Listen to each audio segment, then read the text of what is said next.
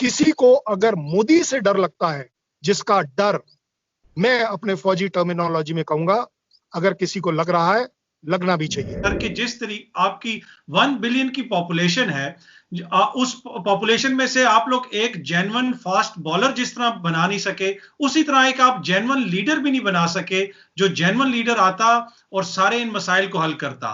Fast bowling की तो हम समझ सकते हैं कि क्या पता जिस्मानी कमजोरी हो कोई, लेकिन बाकी ये क्या वजह है कि कोई ऐसा लीडर नहीं आया जिसने सब लोगों को इकट्ठा किया हो। सो क्रिश्चियनिटी के अगेंस्ट इंडिया में कभी कहीं कुछ हुआ ही नहीं।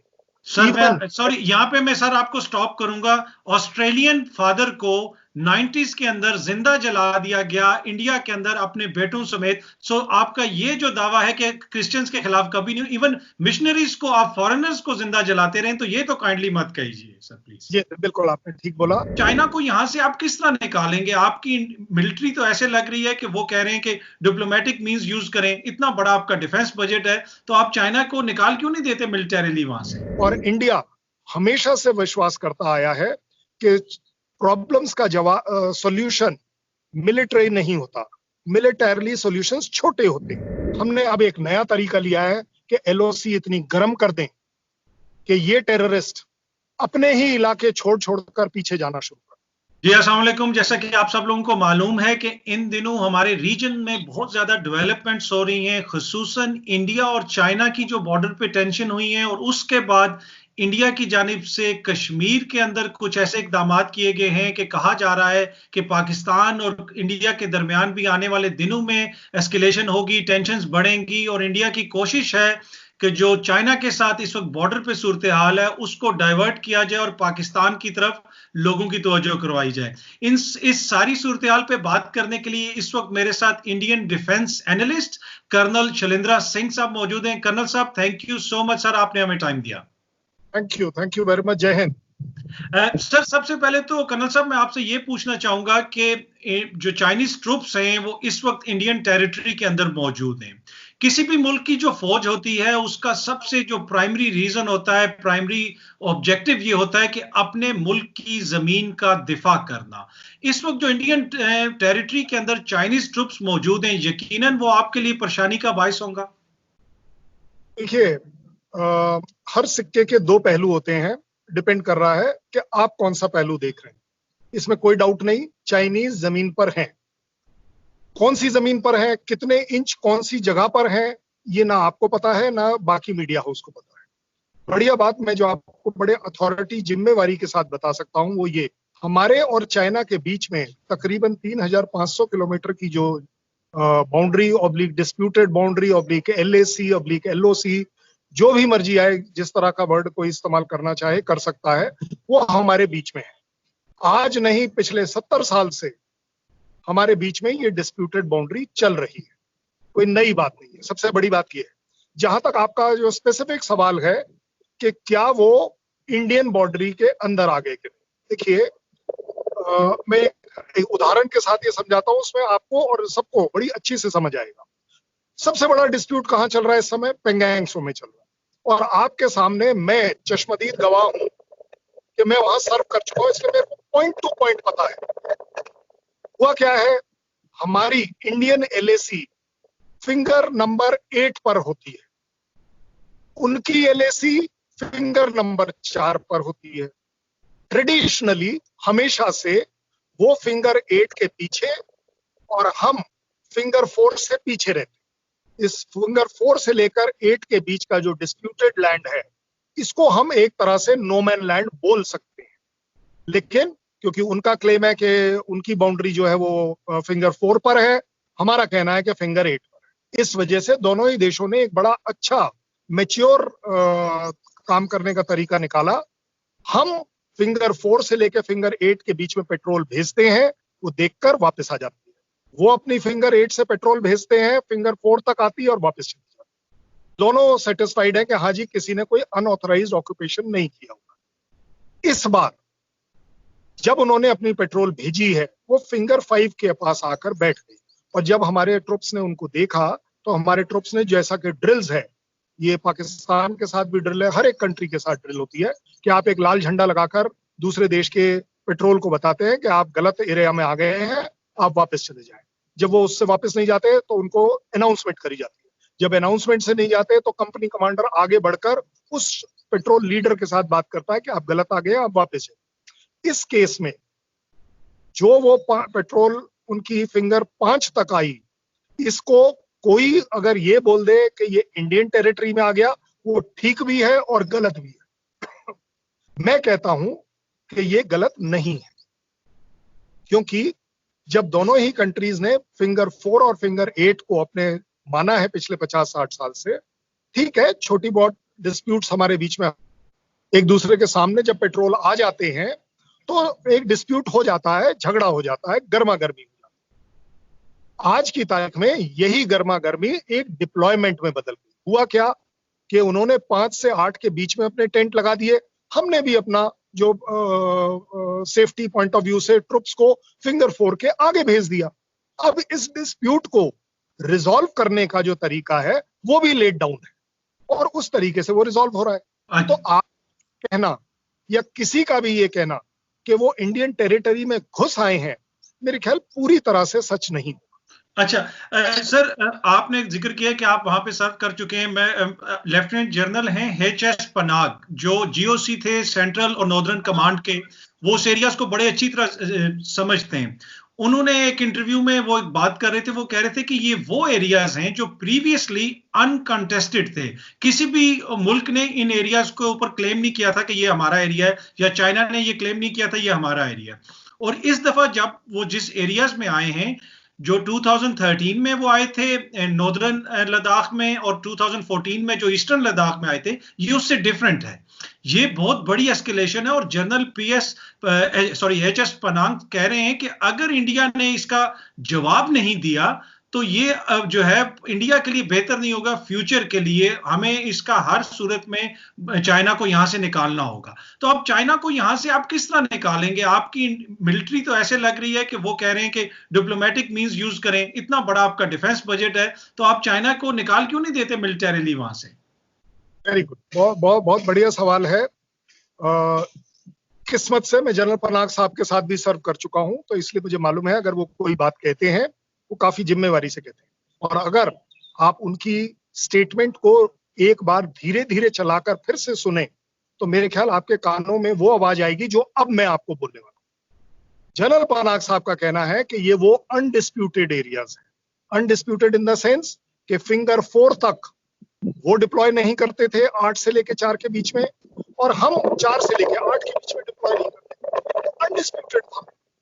लेकिन एलएसी उनके और हमारे मैप्स पर मार्क इस तरीके से करी गई थी और चलती आ रही है कि फिंगर 4 के आगे से चाइना की क्लेम्ड एलएसी है और फिंगर 8 के ऊपर से इंडिया की क्लेम्ड एलएसी।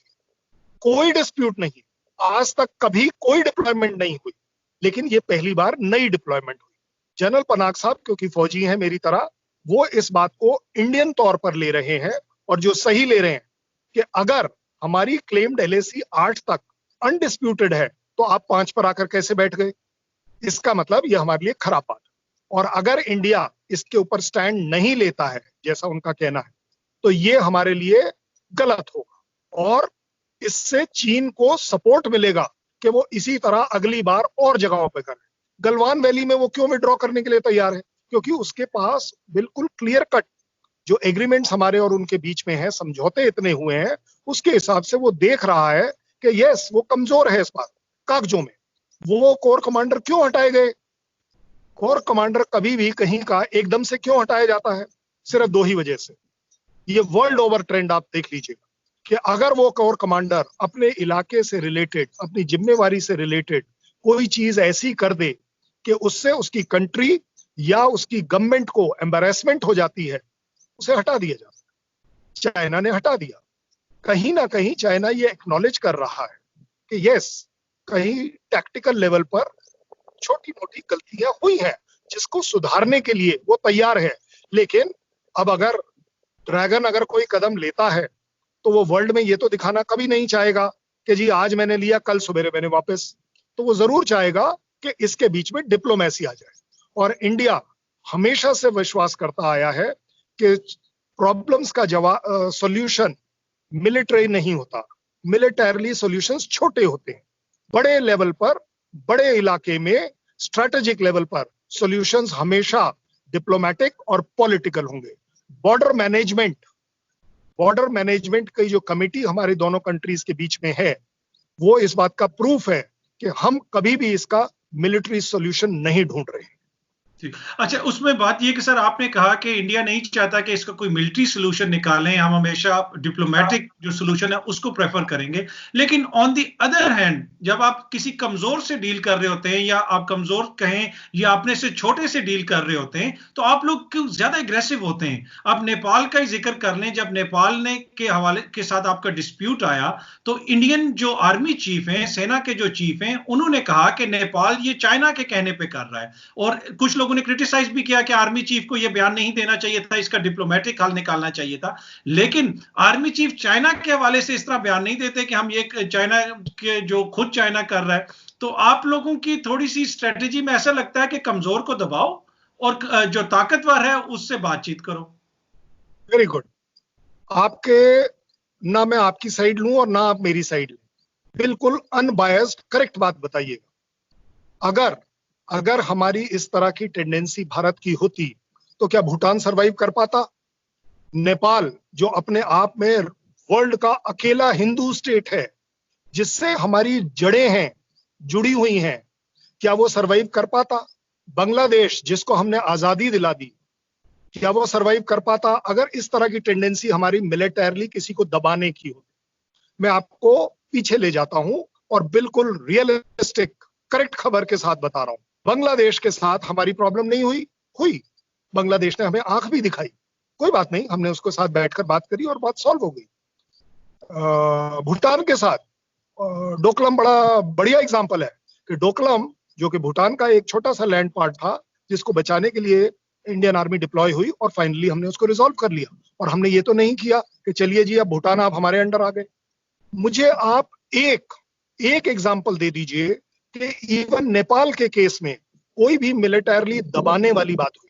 जहां तक आप स्पेसिफिक आर्मी चीफ की बात कर रहे हैं, कृपया कर सभी लोगों को मेरा यह निवेदन है, वो स्टेटमेंट एक बार फिर से सुनिए, फिर से वर्ड बाय वर्ड पढ़िए। कहीं उन्होंने ये नहीं कहा, कोई पॉलिटिकल बात नहीं निकाली उन्होंने, क्योंकि फौज में हम ट्रेंड हैं पॉलिटिक्स से दूर रहने के लिए। कोई पॉलिटिकल स्टेटमेंट हम देते ही नहीं है। उन्होंने कहा क्या, जो आप या कोई भी आदमी इसको इंटरप्रेट कर रहा है, हो सकता है कहीं कोई हमारे ऑपोजिशन लीडर्स में जिनके पास आजकल कोई मुद्दा नहीं होगा, शायद वो इस बात में बहक गए होंगे कि उन्होंने शायद कुछ एंटी इंडिया या पॉलिटिकल स्टेटमेंट दे दिया। उन्होंने, मैं आपको याद दिलाता हूं एग्जैक्ट वर्ड क्या कहा। उन्होंने कहा कि मुझे नहीं पता कि नेपाल किस बात से इरिटेटेड है, और मुझे लगता है कि वो किसी और के बेहेस्ट पर ये कह रहा है। उन्होंने ना पाकिस्तान, ना चाइना, ना इंग्लैंड, ना कोई और कंट्री का नाम, ये कंट्री का नाम लोगों ने एज्यूम किया है। कहीं पर आप देखिए, ये चीजें रिकॉर्ड पर हैं, ये रिकॉर्डिंग्स हैं, तो जो चीजों का करेक्ट इंटरप्रिटेशन निकालना चाहिए वो वर्ड बाय वर्ड निकालना चाहिए। आप उसमें पॉलिटिक्स देख रहे हैं, ये आपका पॉलिटिकल परसेप्शन है, चीफ का पॉलिटिकल परसेप्शन कहीं नहीं था। आज नहीं, अगर आपको काफी साल पहले का मैं याद दिला दूं, हमारी नेपाल के साथ एक बार और ऊंच नीच हुई, जब आपको याद होगा कि बात आ गई थी कि केरोसिन की सप्लाई रुक गई थी, क्योंकि उन दिनों उन बॉर्डर पर प्रॉब्लम हो गई थी। रिजॉल्व हुआ ना, ये वही नेपाल है। देखिए, आज की तारीख में ये भी समझना पड़ेगा कि अगर हमारे पास, हमारे पड़ोसी देश में, क्योंकि डेमोक्रेसी में हम इतना ज्यादा विश्वास करते हैं, अगर आपके हिसाब से या किसी के हिसाब से मैं चलूं कि मिलिटरली हम दबाते हैं, तो आपको क्या लगता है ओली साहब को प्राइम मिनिस्टर बनने दिया जाता अगर दबाने वाली बात होती? लेकिन नहीं, हम डेमोक्रेसी में इसलिए विश्वास करते हैं। कोई बात नहीं, अगर एक लेफ्टिस्ट कम्युनिस्ट कोई भी गवर्नमेंट किसी जगह आई है, हम उसके साथ बात करेंगे। उसकी अपनी मजबूरी रही होगी शायद कि उसे भी दिखाना है अपने देश में, क्योंकि पॉलिटिकल सेंसेशन करना वर्ल्ड की किसी भी कंट्री का हक है, स्टंट है, स्टंट बोल। जी। अच्छा अच्छा, इसमें सर ये कि आपने खुद नेपाल का जिक्र किया, बांग्लादेश का भी जिक्र किया, नेपाल के साथ आपके ताल्लुकात पहले भी कशीदा रह चुके हैं, उसका आपने जिक्र किया, बांग्लादेश के साथ भी रह चुके हैं, पाकिस्तान के साथ तो जो हमारा रिश्ता है इंडिया और पाकिस्तान का, वो सबको मालूम ही है कि हालात काफी 70 साल से ही कशीदा हैं। उसके बाद चाइना के साथ भी आपकी नहीं बनती, तो आप रीजन के अंदर आपकी किसी भी मुल्क के साथ नहीं बनती, चाहे वो मिलिटरीली हो या पॉलिटिकल इशू हो, आपकी जो पॉलिटिकल लीडरशिप है वो किसी के साथ बना के नहीं चल रही, हर किसी के साथ आपके ताल्लुकात जो हैं वो खराब हो रहे हैं और आइसोलेट हो रहे हैं आप रीजन में। जो इल्जाम पाकिस्तान पे लगता था कि पाकिस्तान पूरी दुनिया में आइसोलेट हो रहा है, उसके ताल्लुकात ठीक नहीं, अब इस वक्त वो सिचुएशन आपके मुल्क के साथ है। देखिए, मेरा आपसे निवेदन रहेगा कि भारत को कभी भी पाकिस्तान के साथ कंपेयर ना करें। अगर मैं आप ही के हिसाब से चलता हूं, पहले आपकी बात को बढ़ा देता हूं और आपकी लकीर को बढ़ा हुआ समझ लेता हूं। आपका कहना है कि हम भी पाकिस्तान की तरह आइसोलेट हुए। सर, पाकिस्तान का आइसोलेट होना वर्ल्ड उनकी टेररिज्म की, सिर्फ टेररिज्म पाकिस्तान को खा रही है, इकोनॉमी को खा रही है, पब्लिक को खा रही है, विदेश नीति को खा रही है, विदेश में आपकी रेपुटेशन को खा रही है। और बाय द वे, मैं उन लोगों में से हूं जो हमेशा से कहता आया हूं, अनस्टेबल पाकिस्तान हमारे लिए कभी फेवरेबल नहीं, चाहे जैसा भी है। हमारे लिए बहुत जरूरी है कि पाकिस्तान एक जिम्मेदार देश बने, एक इज्जतदार देश बने, टेरर फ्री देश बने।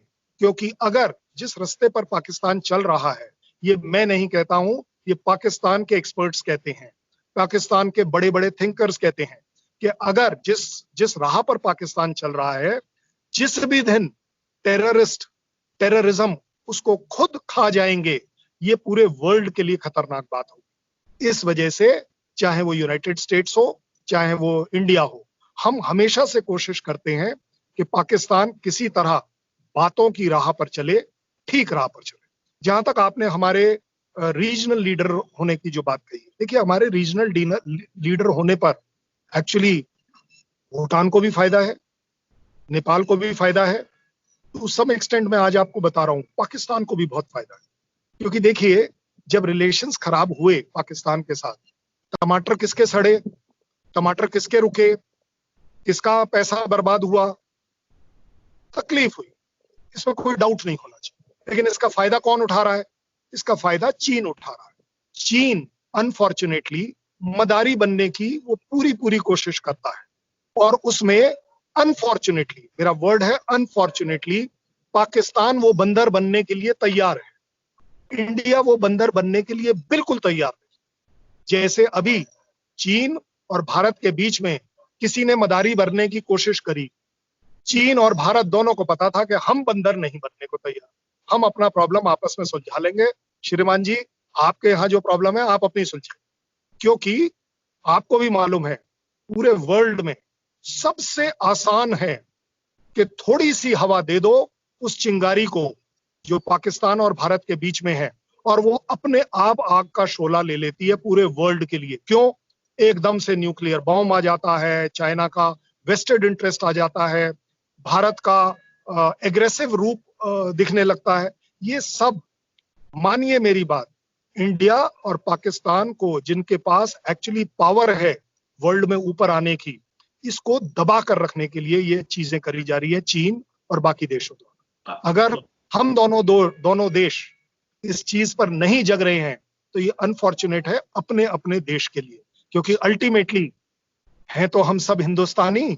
अच्छा, आपने जिक्र किया कि सर के जो है भारत चीन जो मदारी बन रहा है, भारत बंदर बनने के लिए तैयार नहीं, पर वो जो मदारी है वो बैंड बाजुओं के साथ इस वक्त भारत के अंदर आ चुका है और वो बैंड बजा रहा है, और देख रहे हैं कि भारत जो बंदर है वो ना नाच रहा है ना वो कोई जवाब दे रहा है। तो कुछ ना कुछ तो बंदर को इस वक्त फैसला करना पड़ेगा ना कि इनको निकालो यहां से, इसलिए कि दुनिया तो यही समझ रही है कि चीन मदारी पहुंच चुका है भारत के अंदर और बंदर आगे से कोई रिस्पॉन्स नहीं दे रहा। देखिए, क्योंकि आप बिल्कुल ठीक बोल रहे हैं, बंदर रिस्पांस इसलिए नहीं दे रहा क्योंकि वो बंदर है नहीं। डिसाइडेड है कि अगर वो मदारी अपना ढोल बजा रहा है किसी बंदर के लिए, वो बजाता रहे।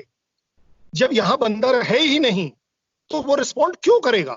और जहां तक जिस बैंड बाजे की आप बात कर रहे हैं, उसी बैंड बाजे के साथ पिछले 2 दिनों में क्यों वो टैंक पीछे जा रहे हैं, क्यों वो आर्टिलरी पीछे जा रही है, क्यों वो इन्फेंट्री चाइना की पीछे जा रही है। मैं कहता हूं चाहे आप कितना भी इस चीज को डिफेंड कर ले, लेकिन ये तो चाइना से एक्नॉलेजमेंट हो रही है ऑफिशियल। 1 मीटर भी, किलोमीटर्स की बात नहीं कर रहा हूं, अगर 1 मीटर भी चाइना पीछे जा रहा है तो अब आपको ये तो बड़ा क्लैरिटी से दिख रहा होगा कि बैंड बज किसका रहा है। ठीक, बैंड जो बजाने आया था, बैंड एक्चुअली उसी का बज रहा है, क्योंकि जिस पेट्रोल को स्पेंड कर कर उसने वो 1 मीटर का डिस्टेंस आगे की तरफ कवर किया था, रिवर्स गियर जब लगाया तो उसमें 1.5 लीटर पेट्रोल लगा होगा वापस जाने के लिए। ठीक है। बैंड चाइना का बज रहा है, बैंड पूरे वर्ल्ड में चाइना का बज रहा है, क्योंकि यूएस, रशिया, फ्रांस ओपनली ये बोल रहे हैं कि अगर किसी भी तरह का कन्फ्लिक्ट है हम भारत के साथ हैं।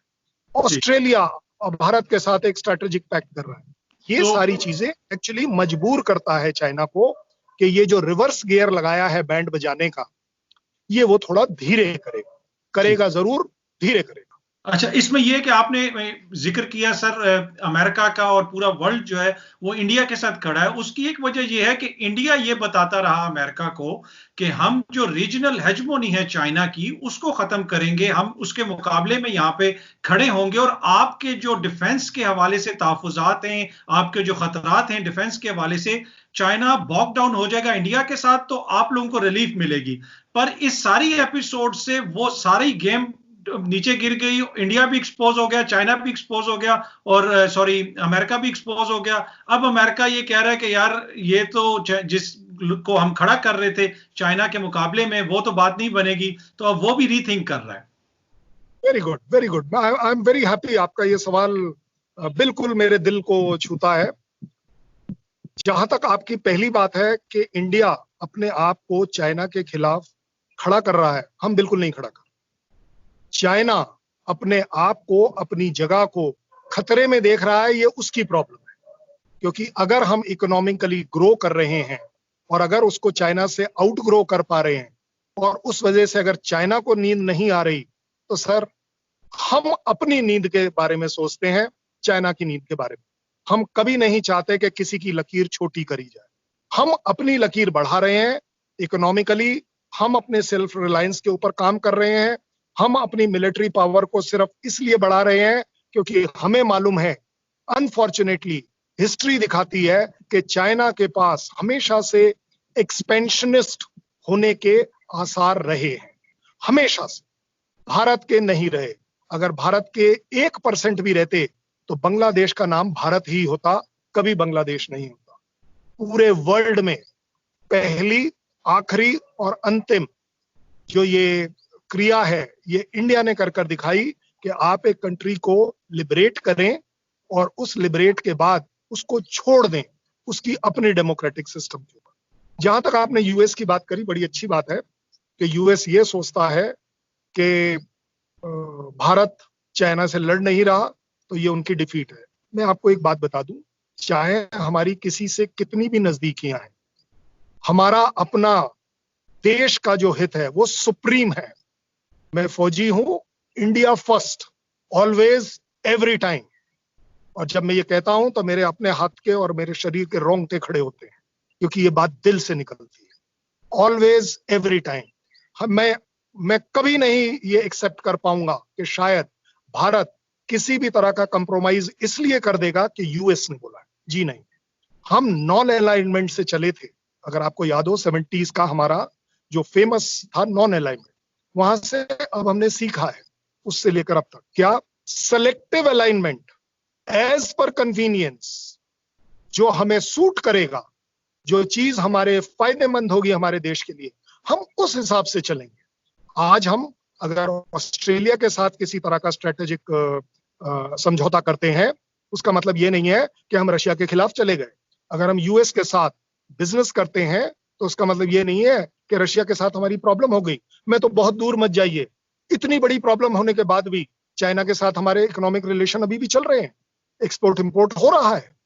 अदरवाइज अगर जैसा चाइना चाहेगा, अच्छा वो छोड़ दीजिए, मुझे सबसे बड़ी बात बताइए, अगर आप जैसा बता रहे हैं उस हिसाब से तो अगर इंडिया को ही सिर्फ सशक्तिकरण करना चाहिए था तो यूएस ने जितनी भी इंडस्ट्री चाइना से निकाली सीधे सीधे इंडिया में डालनी चाहिए थी। अगर आप जैसा कह रहे हैं वो ठीक है, तो ऐसा नहीं है। यूएस अपना इंटरेस्ट देखता है, चाइना अपना इंटरेस्ट देखता है, इंडिया ने अपना इंटरेस्ट देखना सीख लिया है, शुरू कर दिया है। ये चाइना और यूएस के लिए दुखद बात है, सुखद बात है, ये वो डिसाइड कर ले। हमने डिसाइड किया हुआ है, हम अब जिस हाथी चाल पर चल पड़े हैं, हमें कोई फर्क नहीं पड़ने वाला कि साइड से कौन भौंक रहा है, कौन चिल्ला रहा है, कौन नहीं चिल्ला रहा। हमने अपनी एक अच्छी चाल बना ली है और ये हाथी चाल चलेगी। अच्छा, इसमें सर आपने जिक्र किया कि अब आप उस पोजीशन में आ गए हैं कि आपको अपने मुल्क का इंटरेस्ट जो इंडिया, वो सिर्फ अपने मुल्क के इंटरेस्ट को देखता है। बात यह है कि इंडिया की 1 बिलियन पॉपुलेशन है, बहुत बड़ी इकोनॉमी है, उससे कोई भी इनकार नहीं कर सकता। जो रीजन में बहुत सारे इश्यूज हैं उसमें इंडिया हो सकता है कि लीडिंग रोल भी अदा कर सके, लेकिन एक क्रिटिसिज्म ये आता है सर कि जिस तरीके आपकी 1 बिलियन की पॉपुलेशन है, उस पॉपुलेशन में से आप लोग एक जेन्युइन फास्ट बॉलर जिस तरह बना नहीं सके, उसी तरह एक आप जेन्युइन लीडर भी नहीं बना सके जो जेन्युइन लीडर आता और सारे इन मसाइल को हल करता। फास्ट बॉलिंग की तो हम समझ सकते हैं कि क्या पता जिस्मानी कमजोरी हो कोई, लेकिन बाकी ये क्या वजह है कि कोई ऐसा लीडर नहीं आया जिसने सब लोगों को इकट्ठा किया हो इतने अरसे में। और खुसूसन जो अभी लीडरशिप है, ईयू की रिपोर्ट्स देख लें सर, अमेरिका की रिलीजियस फ्रीडम्स की रिपोर्ट देख लें, इंटरनेशनल मीडिया देख लें, उसमें जिस तरह इंडिया के ऊपर क्रिटिसाइज हो रहा है फ्रीडम्स के हवाले से, माइनॉरिटीज के हवाले से, आप नहीं समझते कि कहीं ना कहीं थोड़ी बहुत तो गड़बड़ हो रही है ना? Very good. जहां तक क्रिकेट का सवाल है और फास्ट बॉलर का सवाल है, क्योंकि वो बड़ा इमोशनल टॉपिक है हमारे और पाकिस्तान के बीच में, कि हम दोनों देश पूरे वर्ल्ड में चैंपियंस बन गए, T20 के भी बन गए, लिमिटेड ओवर के भी, 50 ओवर के भी बन गए, टेस्ट मैच के भी बन गए, और एक ही साल में तीनों तरह की चैंपियनशिप वर्ल्ड में रखना अपने आप में बहुत बड़ी बात है, छोटी बात नहीं है। कहीं ना कहीं वो स्पीड रही होगी, कहीं ना कहीं वो स्टेमिना रहा होगा, कहीं ना कहीं वो ताकत हाथों की, पैरों की रही होगी। और अगर हाथ और पैर, अगर आपकी बात मान भी लूं कि कहीं 1% कमजोर पड़ भी गए होंगे, तो वो जो दिमाग की ताकत है वो हमें हमेशा जिताती रही है। हम कितनी बार वर्ल्ड चैंपियन रह चुके हैं ये आपको भी पता है, हमें किसी को कुछ बताने की जरूरत नहीं। आईसीसी में एक छींक मार देता है अगर भारत, तो आईसीसी हिल उठता है अपने डिसीजंस को रिकंसिडर करने के लिए। ये अपने आप में एक क्रिकेट की पावर है।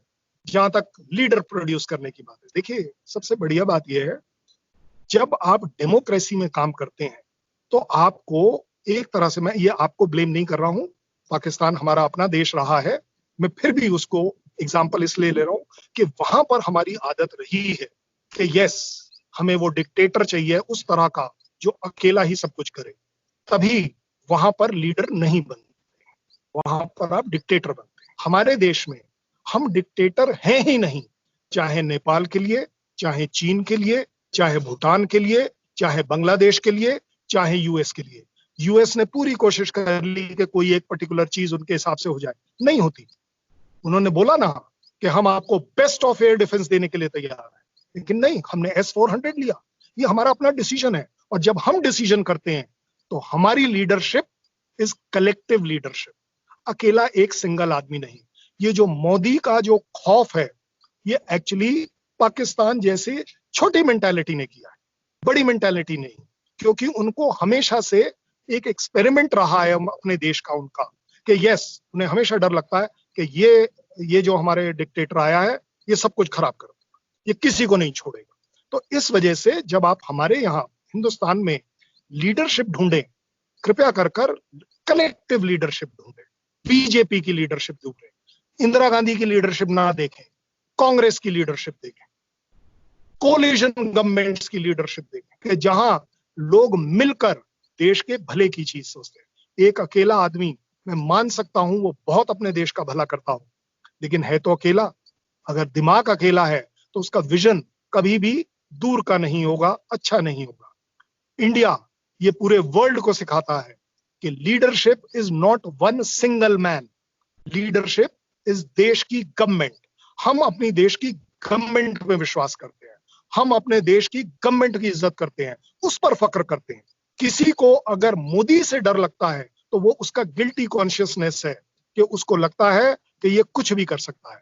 वो एक स्ट्रांग पॉइंट है, वो उस लीडरशिप की जो दायरा है उसके बीच का एक स्ट्रांग पॉइंट है, जिसका डर, मैं अपने फौजी टर्मिनोलॉजी में कहूंगा, अगर किसी को लग रहा है, लगना भी चाहिए। उस डर को हम खौफ में बदलने वाले हैं। नहीं सर, वो आपने बताया नहीं कि जो ईयू ने रिपोर्ट निकाली, yes, EU very parliament good, ने वेरी गुड। दो रिपोर्ट्स निकाली, अमेरिकन स्टेट देखिए डिपार्टमेंट ने देखिए निकाली, और यही जो मोदी जी हैं 2004 में इनको यूएस का वीजा भी नहीं दिया गया, इंग्लैंड का वीजा भी नहीं दिया गया, कि इन पे ये सारी चीजें बड़े संगीन इल्जामात थे। तो अब पूरी दुनिया को डर लग रहा है मोदी जी से, और वो इस तरह की रिपोर्ट्स निकाल रही है। चले, पाकिस्तान तो छोटा मुल्क है, ईयू को क्या प्रॉब्लम है कि वो इस अमित शाह को खत लिखे कि अपनी माइनॉरिटीज के साथ जो आप कर रहे हैं वो ठीक नहीं है? देखिए, यूरोपियन यूनियन इस समय तकलीफ में अपनी खुद है, क्योंकि जिस चीज की वजह से यूरोपियन यूनियन बना था, और अगर आज की तारीख में हम देखते हैं कि यूनाइटेड किंगडम उसमें से एग्जिट करना चाहता है, ये अपने आप में दिखाता है कि यूरोपियन यूनियन कोई वर्ल्ड का पीस कीपर या जस्टिस नहीं है। European union is not international court of justice, कि उसने अगर कुछ सोच लिया तो वही चीज ठीक होगी। जहां तक उनकी ये सोच कि हमारे देश में सो कॉल्ड, जैसा आप इंडिकेटिवली बोलना चाह रहे होंगे, कि माइनॉरिटीज के साथ शायद जाती हो रही। जनाब, हमारे पास एक बड़े ही उद्यमी नेता हैं माइनॉरिटीज के, जिन्होंने पाकिस्तान में भी कहा और इंडिया में भी कहा, कृपया कर कर हम मुस्लिम माइनॉरिटीज की आप चिंता ना करें, क्योंकि मेरे भारत में मेरी माइनॉरिटीज कितनी सेफ है ये मुझे पता है, और हम पाकिस्तान की बात नहीं करेंगे, पूरे वर्ल्ड में सेफेस्ट जगह पर माइनॉरिटीज, क्योंकि ऐसी कोई जगह नहीं है भारत में जहां पर माइनॉरिटीज के ऊपर किसी भी तरह का कत्लेआम हो रहा हो। कहीं एक इंसिडेंस हो गया, मैं मानता हूं, हुए हैं, लेकिन अगर उसका पैरेलल इंसिडेंस देखें तो आप आप ये तो बता देंगे कि माइनॉरिटी के साथ किसी तरह की जाती हुई है, लेकिन वो जो 2 साधु मर गए वो माइनॉरिटी में थे क्या? ये दीज आर एक्सीडेंटल इवेंट्स। कहीं कहीं कभी कभी अब ये छोड़ दीजिए, मुझे आप एक बात बताइए, क्या सब कुछ किसी भी मुस्लिम कंट्री वर्ल्ड में, क्या कभी कहीं कोई मुस्लिम किसी जगह पर नहीं मरा? जरूर। कहीं कोई लड़ाई नहीं हुई, कहीं कोई किसी तरह का दंगा नहीं हुआ। प्योर मुस्लिम कंट्रीज की बात कर रहा हूं। यूरोपियन यूनियन को अगर इतना डर और इतनी केयर है, तो मुझे आप एक बात आ दीजिए, ये जो इस्लामिक कंट्रीज हैं, इन्होंने तो हमारा तेल पानी बंद कर देना था अगर उनको ये दिखता कि हमारे यहां इतना बुरा हाल है। ऐसा नहीं है। दिखाने की बात, प्रेशराइज करने की बात, अपनी चीजों से ध्यान बटाने के लिए कोई कुछ भी करता रहे, लेकिन ये वर्ल्ड में, और मैं कहता हूं क्योंकि हमारे यहाँ जनरली जब आप माइनॉरिटीज की बात करते हैं तो ज्यादातर अनफॉर्चुनेटली देखा जाता है मुस्लिम्स, जबकि ये आप लोग रियलाइज नहीं करते कि हमारे यहाँ मुस्लिम की तादाद अगर नंबर्स में देखें वो इतनी ज्यादा है, वो इतनी ज्यादा खुश है। आप एक बात बता दीजिए, इतने साल का जो मुस्लिम्स का प्रॉब्लम था कि भाई ट्रिपल तलाक उन लेडीज के लिए किसने ला कर दिया? कोई मुस्लिम नेता ने तो लाकर नहीं दिया, ये उसी गवर्नमेंट ने ला। अब आप अगर उसमें क्रेडिट डेबिट की बात करेंगे तो जायज बात है भाई, अगर कोई किसी पार्टी ने लाया है और उसका प्राइम मिनिस्टर मोदी है, तो जनाब ये कहना गलत हो जाएगा कि नहीं वो मोदी कत्लेआम वाला मोदी है, उसने कत्लेआम किया, गलत चीजों का कत्लेआम किया। अगर ट्रिपल तलाक खराब था, गलत था, 27 इस्लामिक कंट्रीज में नहीं लग रहा था, पाकिस्तान में नहीं लग रहा था, तो उसने उसका कत्ल यहां कर दिया और 3 तलाक हटा दिया, क्या बुरा किया? अब आप उससे डरें, उसकी पर्सनालिटी को कत्लेआम में लेना चाहें, तो सर अगर इसी को कत्लेआम आप कहते हैं तो ये कत्लेआम होगा, जरूर होगा। अच्छा, मैं वक्त की कमी, आपसे आखिरी सवाल करूंगा कर्नल साहब। पहले तो ये कहूंगा कि आपने कहा कि सिर्फ मुसलमानों के हवाले से, लेकिन अगर आप वो रिपोर्ट्स पढ़ें जो यूएस स्टेट डिपार्टमेंट की और ईयू की, उसमें सिर्फ मुसलमानों का जिक्र नहीं, क्रिश्चियंस का जिक्र भी है। हमने देखा कि किस तरह क्रिश्चियंस को वहां टारगेट किया गया, दलित्स को किस तरह टारगेट किया गया। जो हंकी डोरी इमेज आप पेश कर रहे हैं कि वहां पे आज CAA, national register for citizenship, इन सब के ऊपर लोग क्यों एहतजाज कर रहे हैं? There is something wrong. Problem यह है कि अगर आप इसको रियलाइज ही नहीं करेंगे और मोदी को आप गांधी बना के पेश करेंगे तो फिर तो ये मसला चलता रहेगा। इस पे भी आप जरूर कमेंट कीजिएगा और साथ में आखिरी सवाल भी ऐड कर देता हूं, काइंडली थोड़ा सा इसको ब्रीफ रखिएगा इसलिए कि टाइम काफी हो गया। आखिरी सवाल ये है कि जब भी आपके अपने मुल्क के अंदर प्रॉब्लम्स होती हैं जिसके ऊपर आपके मुल्क को तनकीद का सामना होता है, लोग क्रिटिसाइज करते हैं आपकी गवर्नमेंट को, आप फौरन अटेंशन पाकिस्तान की तरफ डाइवर्ट कर देते हैं। अब चाइना आया हुआ है लेकिन आप लोगों ने कश्मीर में जो एलओसी है उसको हॉट करना शुरू कर दिया है और उस हवाले से पाकिस्तान को धमकियां देनी शुरू कर दी हैं और पाकिस्तान को चाह रहे हैं कि लोगों की अटेंशन डाइवर्ट हो। इसकी क्या वजह है सर? देखिए, पहली बात जो आपने कही कि क्रिश्चियंस वाली बात, और बाय द वे मैंने कभी कहीं आपके सामने, आप रिकॉर्डिंग को फिर से चलाकर देख सकते हैं, मैंने कहीं क्लेम नहीं किया कि हंकी डोरी है सब कुछ। मैंने क्या कहा, इंसिडेंसेस होते हैं, इंसिडेंसेस हमारे यहां भी होते हैं। मैंने आपको साधुओं का एग्जाम्पल दे दिया, मैंने आपको मुस्लिम्स का एग्जाम्पल दे दिया, आप अगर क्रिश्चियंस का भी एग्जाम्पल लेना चाहें जरूर लीजिए, लेकिन आप तथ्यों पर अगर जाएं, डाटा पर अगर जाएं, मुझे आप एक्चुअली बता दीजिए अगर आपके पास है कि क्या 10 क्रिश्चियन भी कहीं मरे हैं इकट्ठे? 10, बड़ी छोटी फिगर बोल रहा हूं, आप 130 करोड़ का देश की बात कर रहे हैं अभी हम, कहीं पर नहीं हुआ। सो क्रिश्चियनिटी के अगेंस्ट इंडिया में कभी कहीं कुछ हुआ ही नहीं। सर मैं सॉरी, यहाँ पे मैं सर आपको स्टॉप करूंगा। ऑस्ट्रेलियन फादर को 90s के अंदर जिंदा जला दिया गया इंडिया के अंदर अपने बेटों समेत। सो आपका ये जो दावा है कि क्रिश्चियंस के खिलाफ कभी नहीं, इवन मिशनरीज को आप फॉरेनर्स को जिंदा जलाते रहे, तो ये तो काइंडली मत कहिए सर प्लीज। ये बिल्कुल आपने ठीक बोला। जो वो फादर अपने 2 बच्चों के साथ जले गए थे, क्या आपको ये भी याद है कि वो पूरे के पूरे इंडिया ने क्रिटिसाइज किया? किसी ने कहीं कोई एक शब्द ऐसा नहीं बोला जो दुखद ना हो। कोई सुखी नहीं शब्द बोल रहा था, कोई सेलिब्रेशन में नहीं बोल रहा था, कोई एंटी क्रिश्चियनिटी पर नहीं बोल रहा था। हर एक ने बोला ये गलत हुआ, बहुत दुखद बात है। अगेन, जब आप मेरे बातों को सही पकड़ने की कोशिश भी करें, मैंने कहा कि ऑर्गेनाइज्ड क्राइम अगेंस्ट क्रिश्चियनिटी हमारे यहां नहीं है। ऑर्गेनाइज्ड के 100 आदमी मरे। मैंने उसी पॉइंट ऑफ व्यू से कहा कि ऐसा कौन सा इस्लामिक देश है जिसमें अपने यहां पर कभी कोई लड़ाई हुई ना हो। मैंने ये एग्जांपल इसलिए दिया। जहां तक आपका दूसरा जो मेन सवाल था वो क्या था सर? पाकिस्तान की तरफ अटेंशन आप डाइवर्ट कर देते हैं। चाइना आया, आप लोग एलओसी के ऊपर जो है हालात को कशीफ कर रहे हैं। यस, मैं हमेशा से ये कहता आया हूं और ये इंडिया का स्टैंड भी रहा है। हर चीज में पाकिस्तान को ड्रैग करने की जरूरत नहीं। हमारे लिए पाकिस्तान को, जैसा आप बोल रहे हैं, एलओसी को अगर हम हॉट अप कर रहे हैं, एलओसी पर हम हरकत कर रहे हैं, तो उसके सिर्फ और सिर्फ 3 मायने होने चाहिए जो आपको भी दिखते हैं, मुझे भी दिखते हैं। हम देखना चाहें या नहीं, ये हमारी चॉइस है।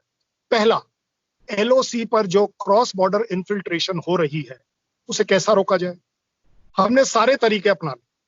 हमने अब एक नया तरीका लिया है कि एलओसी इतनी गर्म कर दें कि ये टेररिस्ट अपने ही इलाके छोड़ छोड़कर पीछे जाना शुरू कर, हमारे तरफ आना बंद कर।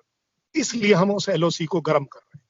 दूसरी बात, क्योंकि सबको मालूम है चाइना का पिट्ठू कौन है। चाइना को अगर हमने हर्ट करना है बिना उसे दिखाए, बिना उसे बोले, सबसे बढ़िया तरीका है कि आप पाकिस्तान की तरफ नजरें कर दीजिए। चाइना का इतना ज्यादा इंटरेस्ट है इकोनॉमिक, जो उसको वहां सेफगार्ड करना है, कि चाइना अपने आप चीजों को ठीक करने लगता है।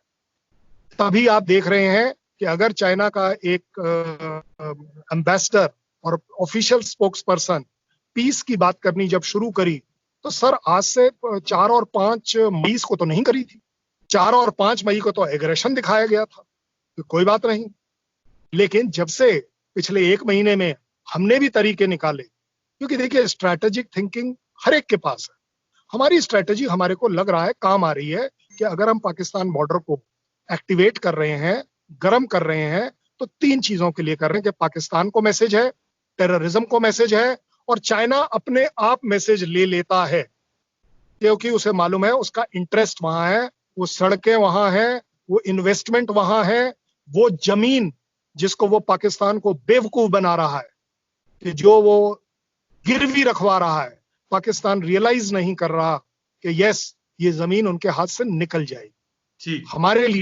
हमारे लिए बहुत जरूरी है कि हम चाइना और पाकिस्तान के साथ पूरी कोशिश करें कि अच्छे रिलेशन रहें। लेकिन सर, अब वो भारत वो वाला भारत नहीं रहा जो सिर्फ अच्छे के लिए हाथ जोड़ता है। आजकल हमने हाथ जोड़कर थोड़ा टेढ़ा करना भी सीख लिया है कि यस, जरूरत पड़ेगी तो इसे आप हाथ का जोड़ा हुआ नमस्कार समझें, और जरूरत नहीं है तो इसका जो मतलब निकालना है आप निकालो। ठीक, बिल्कुल, thank you so much colonel साहब। जिस तरह आपने कहा कि चाइना को डाइवर्ट करने के लिए आप पाकिस्तान के ऊपर प्रेशर डाल रहे हैं, लेकिन माजी में जब आपने प्रेशर डाला और जब आप लोगों ने इनकर्जन की तो वो उसका रिजल्ट भी आपने देखा। इस हवाले से हम डिबेट करेंगे, एक डिटेल्ड आपसे गुफ्तगू करेंगे और कोशिश होगी कि पाकिस्तान से भी एक डिफेंस एनालिस्ट को लिया जाए आज, ताकि दोनों हजरात को बैठा के बात हो। सो वंस अगेन कर्नल साहब, बहुत बहुत शुक्रिया आपके टाइम का। आपको दोबारा भी फ्यूचर में जहमत देंगे। Thank you. जय हिंद।